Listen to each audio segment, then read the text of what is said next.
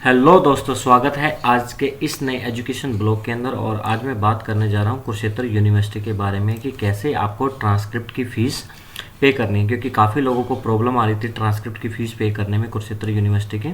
तो मैं step by step आपको बताने वाला हूँ कि कैसे आप कुरुक्षेत्र यूनिवर्सिटी की ट्रांसक्रिप्ट की फ़ीस को पे कर सकते हो। इवन ट्रांसक्रिप्ट की फ़ीस भी नहीं, अगर आपको डीएमसी के लिए, लॉस्ट हुई डीएमसी के लिए या डुप्लीकेट डीएमसी या डिग्री के लिए या आपको किसी भी टाइप की फ़ीस को पे करना है तो आप कुरुक्षेत्र यूनिवर्सिटी के इस पोर्टल पे जाके कुरुक्षेत्र यूनिवर्सिटी के लिए फ़ीस पे कर सकते हो। तो सबसे पहले आपने कुरुक्षेत्र यूनिवर्सिटी लिखना है गूगल सर्च में जाके, या जो भी आप सर्च कर रहे हैं। तो उसके बाद आपने कुरुक्षेत्र यूनिवर्सिटी पे टिक करना है। दोस्तों, थोड़ा सा ये इशू चल रहा है तो यहाँ से मैं वेबसाइट को खोल लेता हूँ।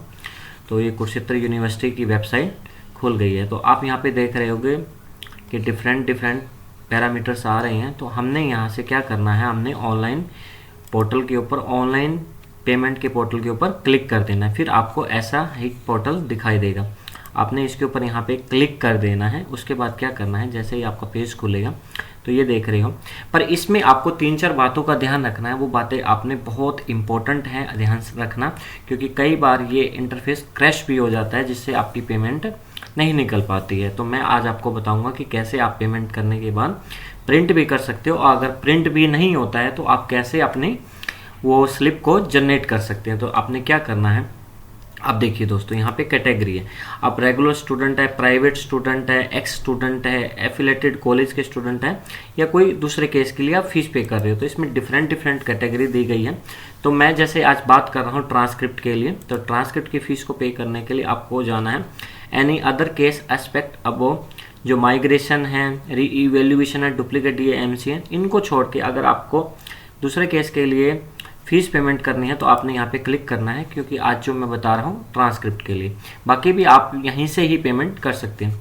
उसके बाद जो भी आपका 10th के सर्टिफिकेट पे नेम है वो आपने यहाँ पे लिख देना है। जैसे मैंने लिख दिया हिमांशु, ठीक है, फादर नेम लिख दिया सोमनाथ, ईमेल आईडी डाल दी मैंने a civil engineering, mobile number डाल दिया मैंने 8727 वाला, डेट ऑफ बर्थ डाल दी मैंने ये वाली, ठीक है।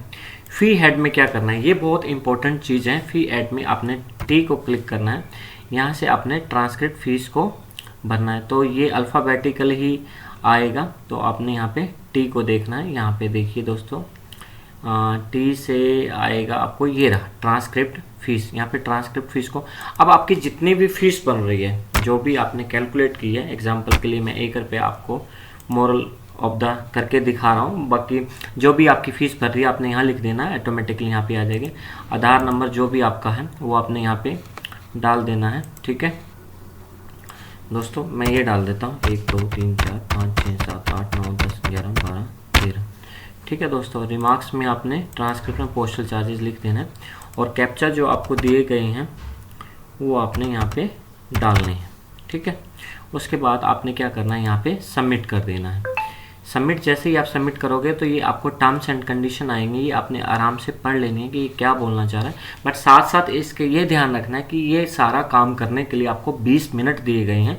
20 मिनट के बाद ये अपने आप रिफ्रेश हो जाएगा। तो वैसे तो हमारा काम 20 मिनट में ही हो जाता है, बट फिर भी आप ध्यान रखना, यहाँ पे आपने टिक करना है, प्रोसीड फॉर पेमेंट के लिए आपने चले जाना है, ठीक है।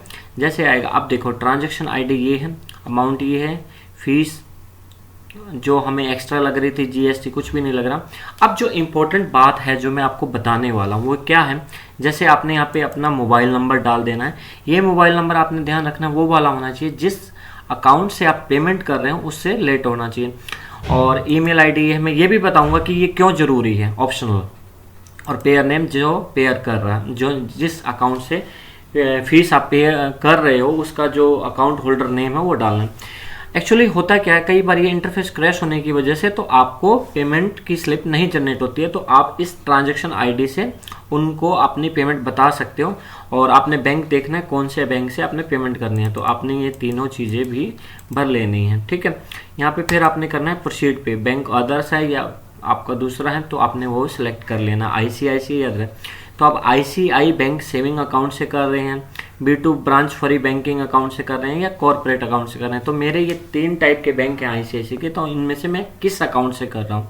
या आप कोई अदर बैंक भी चूज करते हैं तो आप वहाँ से भी कर सकते हैं। अपनी यूजर ID पासवर्ड डाल के आप लॉगिन करके अपने अकाउंट से पेमेंट कर सकते हैं। ठीक है दोस्तों। तो ऐसे करके आपने क्या करना है, अपनी पेमेंट को कर देना है। ठीक है, तो ये थी आज की, और यहाँ से ही आपकी एक स्लिप जनरेट होगी, आगे आप जाओगे तो। और फिर मैं इसके बाद आपको एक चीज़ और इम्पोर्टेंट यहाँ गाइड करना चाहता हूँ कि एग्जाम्पल के लिए, अगर यहाँ जैसे ही आप यहाँ पे पेमेंट करोगे अपने यूज़र और आईडी और पासवर्ड डाल के, यहाँ पे कई बार इंटरफेस क्रैश हो जाता है, बट आपने ध्यान रखना है जैसे ही आपने फीस पेमेंट करनी है, वहाँ पे आपने प्रिंट स्क्रीन का आपके लैपटॉप या पीसी पे बटन होता है, या आप मोबाइल से कर रहे हैं तो वहाँ स्क्रीनशॉट ले लेना है उस रेफरेंस आईडी का, जो हम फ्यूचर में भी ट्रैक कर सकते हैं।